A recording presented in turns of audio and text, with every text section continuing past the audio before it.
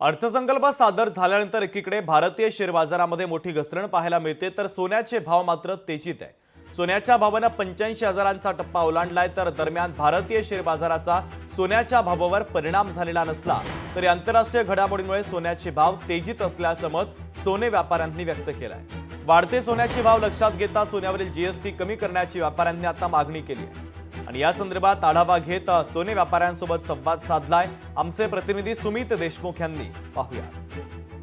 केंद्राचा काल बजेट सादर करण्यात आलेला आहे। अर्थसंकल्प सादर झाल्यानंतर सोने आणि चांदीच्या भावात मात्र सातत्याने वाढ होताना या ठिकाणी दिसत आहे। आजचा जर सोन्याचा भाव बघितला तर विथ जीएसटी हा 85चा पल्ला गाठलेला या ठिकाणी दिसतो आहे। त्यामुळे कुठेतरी सर्वसामान्यांच्या खिशाला मोठी झळ या ठिकाणी बसताना दिसत आहेत। एवढंच नाही तर कालच्या बजेटमध्ये कुठल्याही प्रकारचा सोने आणि चांदीचा विचार या ठिकाणी करण्यात आलेला नाही। आपल्यासोबत सोने व्यापारी जे आहेत सागर भंगाडे ते आपल्यासोबत जुडलेले आहेत। आपण थेट त्यांच्याशी संवाद साधूया। काय सांगणार दादा, काल केंद्राचा बजेट सादर झालेला आहे, अर्थसंकल्प सादर केलेला आहे, त्यामध्ये कुठल्याही सोन्याच्या बाबतीत निर्णय घेतलेला नाही, मात्र बजेट सादर झाल्यानंतरही सोन्याच्या भावात सातत्याने वाढ होताना दिसत आहे। सर, खरी गोष्ट आहे, काल बजेट सादर झाला होता, अतिशय सुंदर बजेट होता, पण तिच्यामध्ये सोन्यासाठी किंवा गोल्ड ज्वेलरी मार्केटसाठी काही दिलासा नव्हता। सर, जसं तुम्ही पाहिलं होतं मागे 6 महिन्यात पहिले गव्हर्नमेंट कस्टम ड्युटी कमी केली होती 9%। त्याच्यामध्ये तुम्ही पाहिलं होतं सोनं जो लगभग 6 ते 7,000 कमी झालं होतं।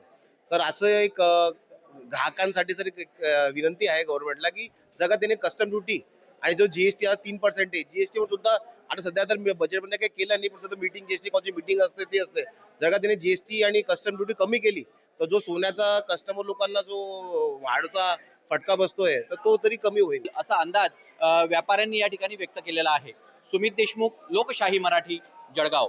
हो, काल बजेट सादर झालं आहे, पण सोन्याचे भाव जसे वाढतायत, पण गव्हर्नमेंट कडून जीएसटी आणि जी मजुरी आहेत त्यात काही कन्सेशन नाही आहे, त्यात सूट नाही आहे, त्यामुळे आमच्यासारखे सर्वसामान्यांना ते अवघडच आहे। काय वाटतंय तुम्हाला, भाव कमी झाला पाहिजे?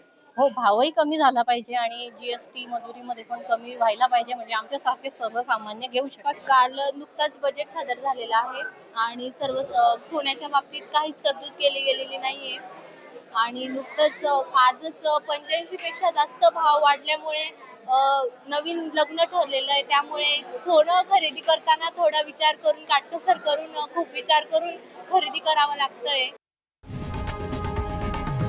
लोकशाही मराठी ऐका, पहा, जागरूक रहा।